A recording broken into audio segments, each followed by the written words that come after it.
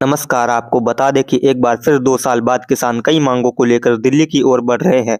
उनमें से एक मांग फसलों के लिए एमएसपी की गारंटी है। किसानों की इस मांग के बीच अधिकारियों ने सरकार को चेताया है कि ऐसा करने से वित्तीय संकट खड़ा हो सकता है। वहीं राहुल गांधी ने कहा है कि सत्ता में आए तो एमएसपी को कानूनी गारंटी प्रदान करेंगे।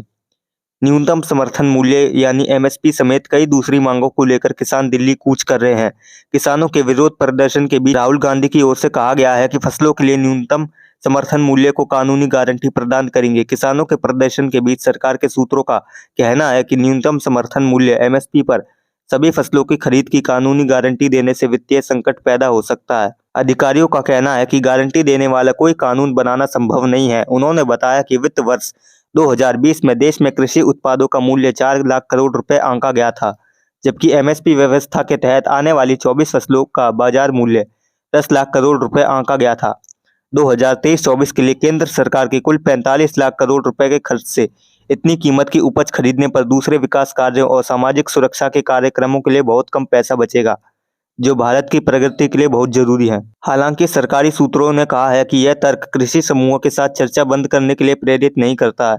अगले वित्त वर्ष के लिए सरकार ने पूंजीगत खर्च के लिए 11,11,111 करोड़ रुपए आवंटित किए गए हैं, जो मुख्य रूप से सड़क और रेलवे बनाने के लिए हैं।